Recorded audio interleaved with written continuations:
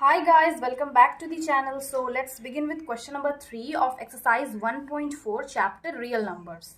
Question है the following numbers have decimal expansion as given below. In each case decide whether they are rational or not.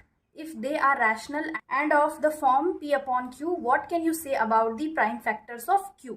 तो question में है कि यहाँ पे जो गिवन रियल नंबर्स है वो डेसिमल एक्सपेंशन के फॉर्म में है और हर एक केस में हम लोग को यहाँ पे बताना है कि इनमें से रैशनल नंबर कौन है और इरैशनल नंबर कौन है। तो अगर यहाँ में से कोई नंबर रैशनल नंबर है तो वो p अपॉन क्यू के फॉर्म में होगा। तो यहाँ पे q का दैट इज डिनोमिनेटर का प्राइम फैक्टर्स क्या होगा, तो हम लोग एक एक करके सॉल्व कर लेंगे। अब ये ऑलरेडी हम लोग इंट्रोडक्शन वीडियो में डिस्कस कर चुके हैं, tricks to identify rational and irrational number. अब कोई नंबर रैशनल नंबर है या नहीं ये कैसे हम लोग आइडेंटिफाई करेंगे, कैसे पता चलेगा? तो रैशनल नंबर का डेसिमल एक्सपेंशन क्या होता है, या तो वो टर्मिनेट करेगा या फिर अगर नॉन टर्मिनेटिंग होगा तो रिपीट करेगा। Non terminating but repeating. और इरैशनल नंबर में क्या ट्रिक होता है? Non terminating and non repeating. और टर्मिनेशन मतलब क्या होता है? टर्मिनेटिंग मतलब होता है जब उसका हम डेसिमल एक्सपेंशन निकालेंगे, मतलब जब उस नंबर को हम लोग डिवाइड करेंगे तो उसका जो रिमाइंडर है वो 0 आना चाहिए। अगर 0 आएगा तो वो टर्मिनेटिंग होगा, और अगर 0 नहीं आएगा, नंबर रिपीट होता जाएगा, तो वो नॉन टर्मिनेटिंग रिपीटिंग होगा। और तो दोनों कंडीशन में वो रैशनल नंबर होगा। और अगर जो डिवीजन है वो ना तो टर्मिनेट हो रहा है ना फिर रिपीट हो रहा है, दैट मीन्स पॉइंट के बाद, जैसे यहाँ पे 63.39468038, मतलब पॉइंट के बाद अलग अलग नंबर आ रहा है, नंबर्स रिपीट नहीं हो रहा है। अब हम क्वेश्चन सॉल्व कर लेते हैं। तो फर्स्ट क्वेश्चन है 43.123456789। अब ये जो नंबर है इसको हम लोग ऐसे लिख सकते हैं 4312345678 और पॉइंट के बाद जितना डिजिट है उतना 0 लिख लेंगे। 123456789 यानी कि 9 नंबर ऑफ जीरोस। तो ऑब्वियसली ये क्या p अपॉन q के फॉर्म में आ रहा है, दैट मीन्स ये एक रैशनल नंबर है। तो q का यहाँ पे क्वेश्चन पूछा है what can you say about the prime factors of q, यानी कि इसका जो डिनोमिनेटर है दैट इज q। तो डिनोमिनेटर का यहाँ पे प्राइम फैक्टर क्या होगा? यहाँ पे हम लोग 10 लिख लेंगे और यहाँ पे कितना नंबर ऑफ जीरोस है? 1 2 3 4 5 6 7 8 9 जीरोस है। यहाँ पे पावर 9 लिख लेंगे, that is 10 to the power 9। और यहाँ पे रीजन भी बताना होगा, what is the reason that it is rational number.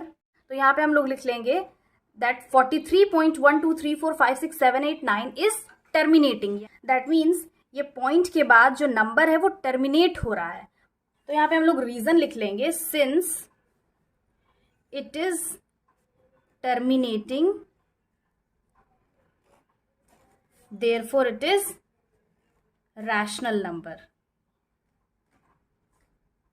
and the value of q here is 10 to the power 9। अब नेक्स्ट क्वेश्चन सॉल्व करेंगे। नेक्स्ट है 0.1201200012000120000 एंड सो ऑन। तो यहाँ पे हम लोग क्या देख ले रहे हैं, पॉइंट के बाद जो नंबर है वो टर्मिनेट नहीं हो रहा है, नॉन टर्मिनेटिंग है, और जो नंबर है वो भी रिपीट नहीं हो रहा है। यहाँ पे 120 है, अगेन यहाँ पे 1200 आ गया, यहाँ पे 12 के बाद 3 जीरोज आ गया, अगेन यहाँ पे 12 के बाद 4 जीरोज आएगा। तो ये नॉन टर्मिनेटिंग है, therefore it is irrational number. Why? Because it is non terminating and non repeating.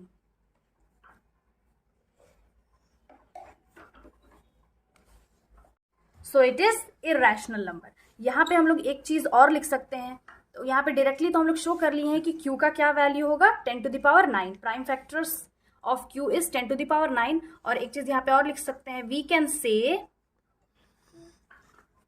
That the prime factorisation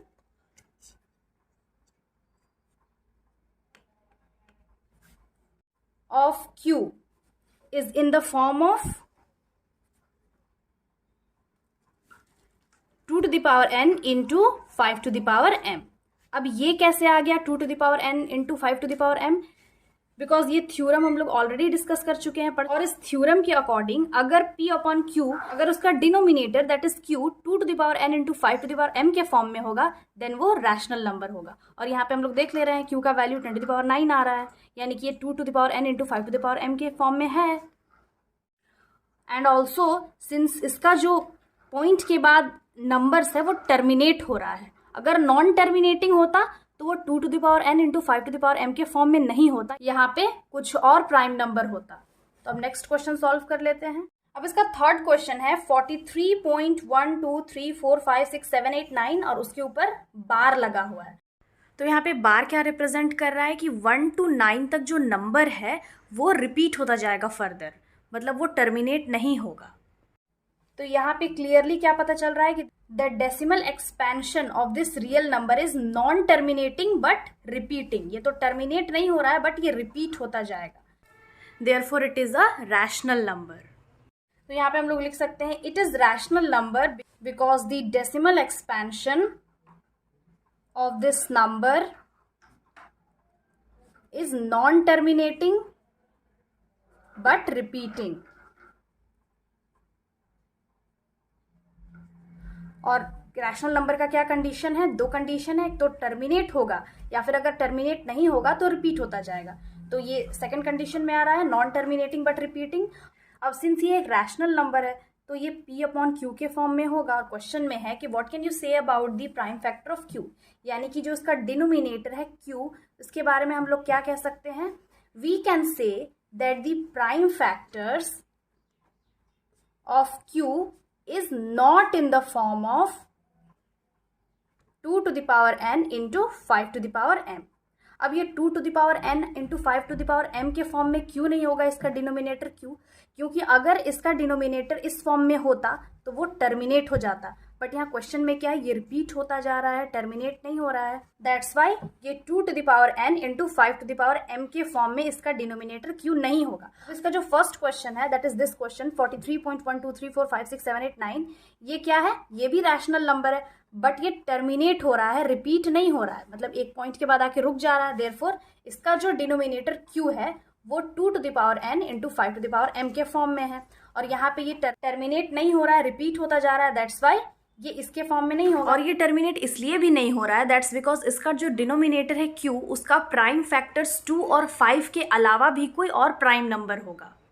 और ये जो सेकंड क्वेश्चन है ये तो ना टर्मिनेट हो रहा है ना रिपीट हो रहा है, so that's why it is irrational number. तो बेसिकली इस क्वेश्चन में यही समझना है, अगर टर्मिनेट हो रहा है तो वो रैशनल नंबर होगा, और अगर नहीं टर्मिनेट हो रहा है, रिपीट होता जा रहा है, तो भी वो रैशनल नंबर होगा, बट उसका जो डिनोमिनेटर होगा वो इस फॉर्म में नहीं होगा, और अगर टर्मिनेट हो रहा है तो वो इस फॉर्म में होगा। बस यही हम लोग को समझना है। और ये चीज़ है, इरैशनल नंबर का बस एक ही कंडीशन है कि वो ना तो टर्मिनेट होगा ना रिपीट होगा। So this was the last question of this exercise. I hope समझ में आ गया होगा. Again I'll be back with the next video explaining about the next chapter. Till then, have a nice day. Thanks for watching.